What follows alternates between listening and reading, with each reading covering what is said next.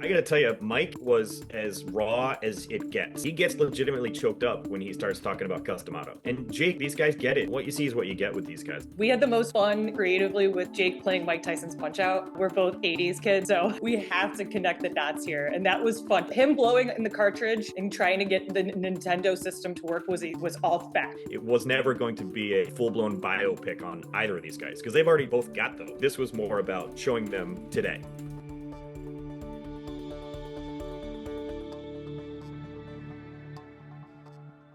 Hi, I'm Gordon Burkell from Filmmaker U. At Filmmaker U, we create courses for film professionals to deepen and diversify your existing skill set. You can learn more at filmmakeru.com or, of course, follow us on Instagram at filmmaker_u. Every week, we interview a film professional to discuss their work, and this week I'm joined by Tim Mullen and Jackie Decker, the directors of Countdown, Paul versus Tyson. Welcome to the show, guys. Thank you. Thank you for having us. Now, when I was looking into this, you guys have been working together for a while, so I'm wondering, how did you guys meet and sort of form this partnership? I could jump in there. I was a freelance editor, and we've been working in sports for quite some time at that point. I was on the Grand Slam tennis rotation for ESPN, and in 2011, I was at the Australian Open, and Jackie at the time was finishing up her staff residency with ESPN. It was kind of coming to the end. I'll let her go into more detail about that.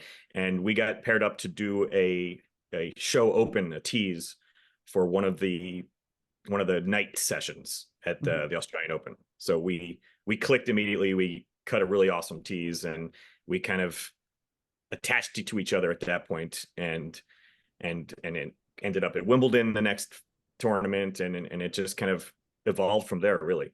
Yeah, it was kismet that I was going freelance, like literally right after that project. I was staff at ESPN for about 7-8 years.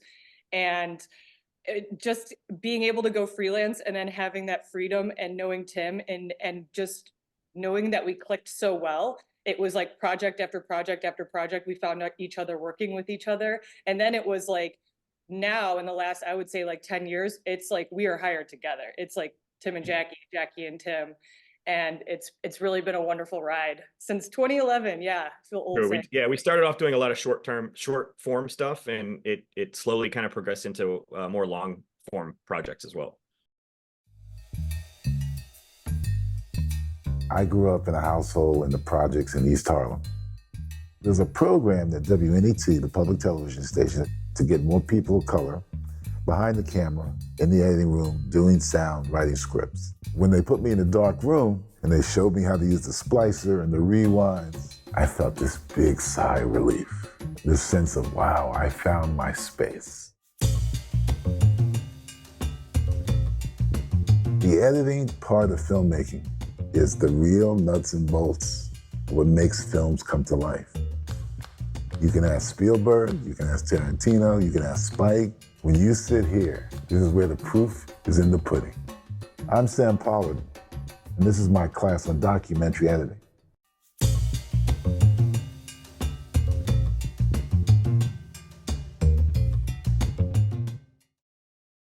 So then how did the Countdown for Paul versus Tyson come about? Like, how did that project evolve?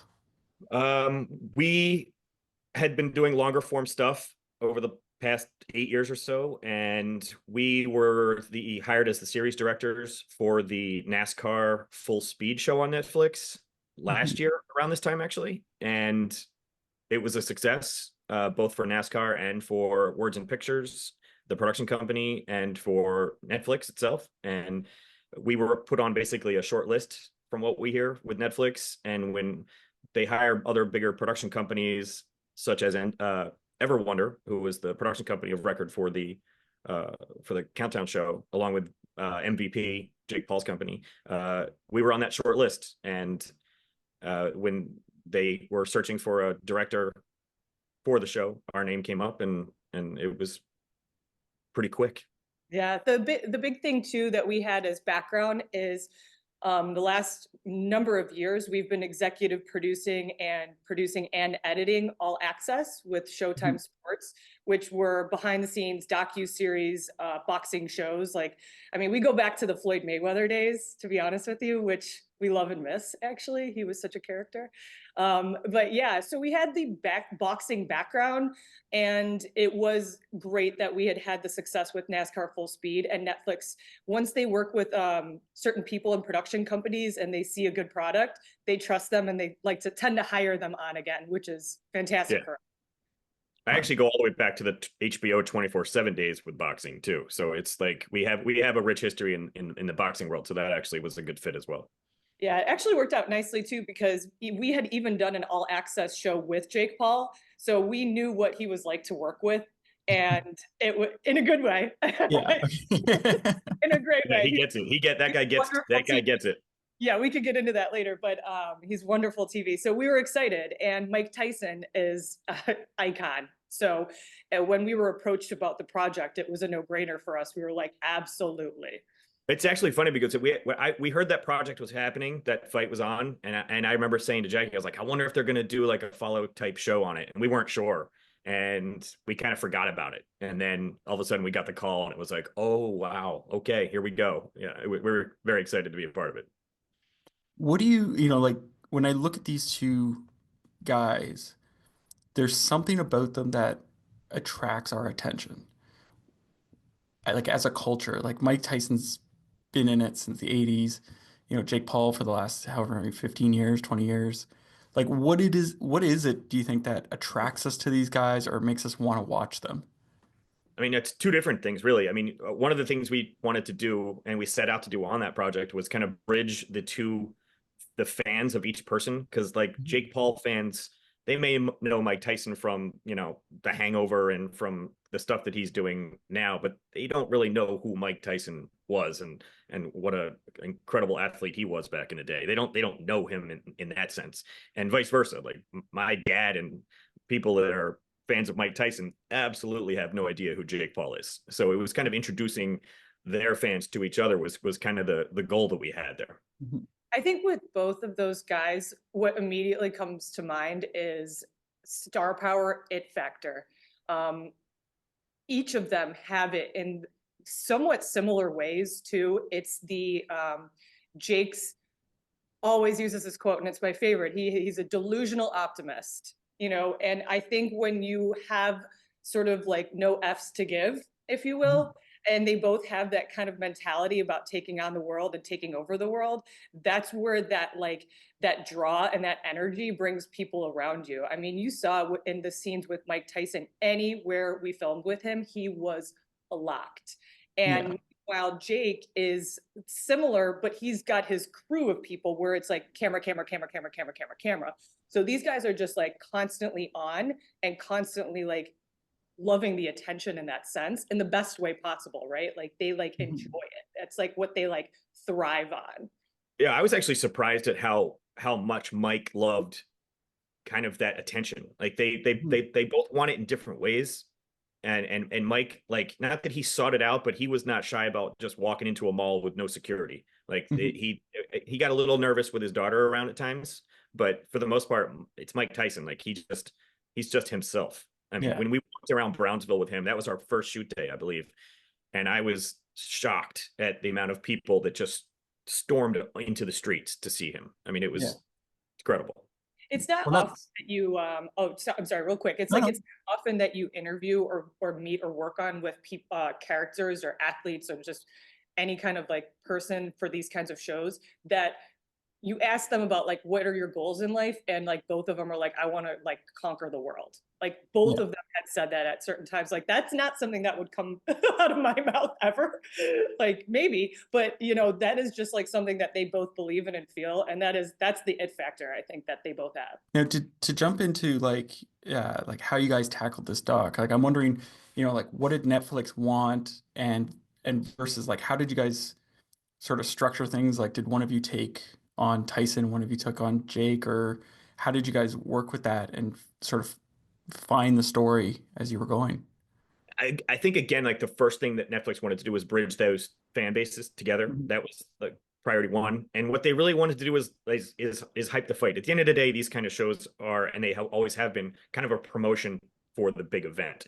And not to say that that was the goal, but they wanted to let the world know that this was a real fight, that these guys were really training.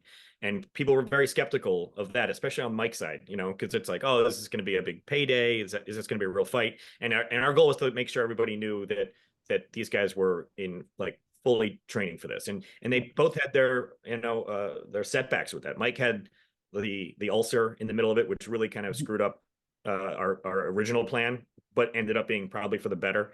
And Jake had to kind of go up and down in weight. Like Jake had never fought at that weight before. So it was his journey to put on weight versus boxers who are usually trying to lose weight and get to a certain weight. And so Jake's was kind of the opposite for the first time in his career, is having to put on that kind of weight. And that was a challenge. Yeah, one thing that we were excited about with this project too, from like a creative standpoint, was Netflix really wanted to not so much live in the verite, the natural scenes, and just be in the gym the entire time. They really wanted to lean into the biopic of it, the background of both dudes and like where they came from. And that was what was really fun for us, is digging through that archive for both guys. That was a nice element that you don't typically tend to see in a lot of the docu-style shows for sports too. So yeah, we like that set it apart.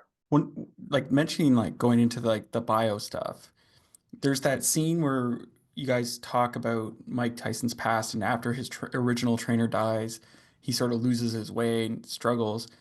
And one of the things I've known from interviews with Mike and other documentaries about him and what have you, he's always talked about his current wife being a guide for him and being the one that sort of got him back on track. And I'm wondering why she wasn't involved with the doc. Was that like something he didn't want, like to keep her privacy? Yeah, I mean, there were a couple things that were kind of agreed upon early on that we weren't going to go into heavy detail with, especially like some of his legal troubles.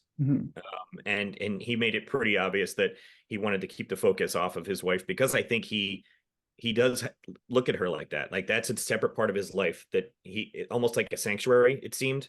And I think keeping her to the side on that kind of like out frontward stuff is helpful to him too. Yeah.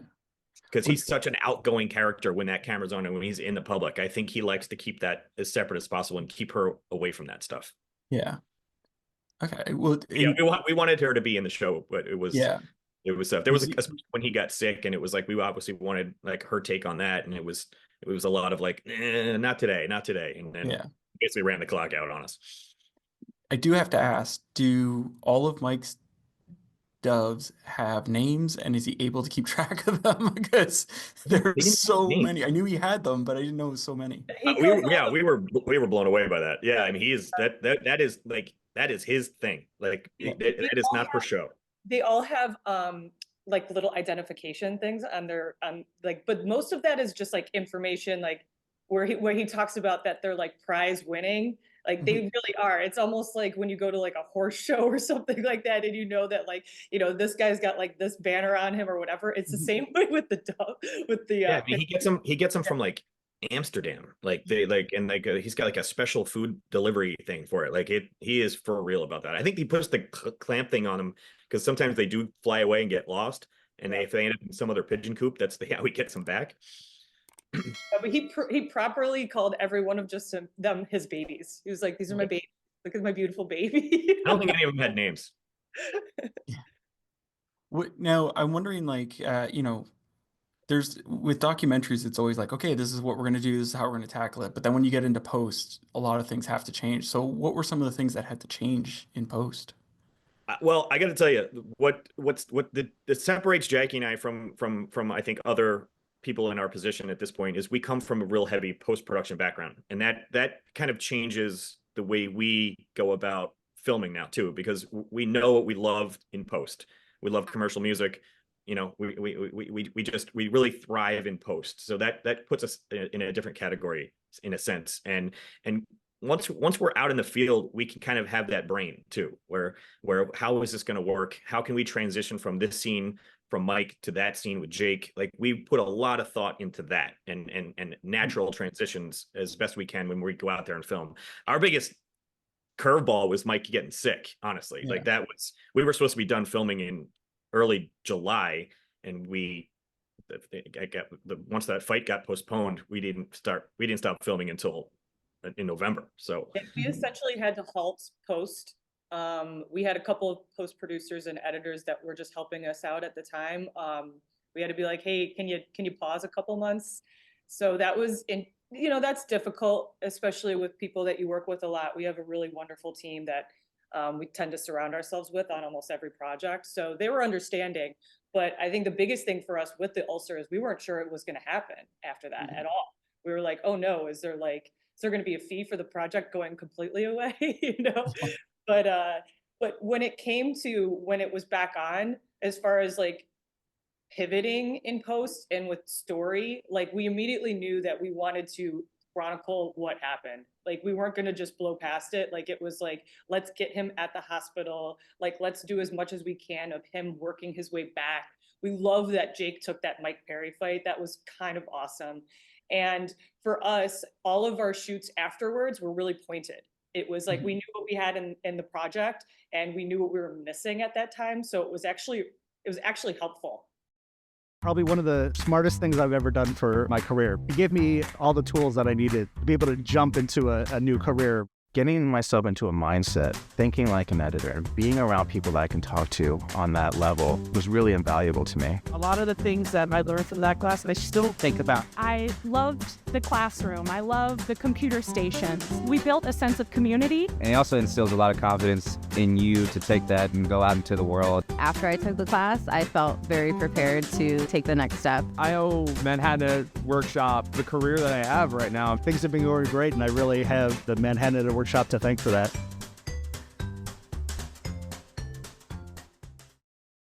What's interesting is you guys also did something that I found really useful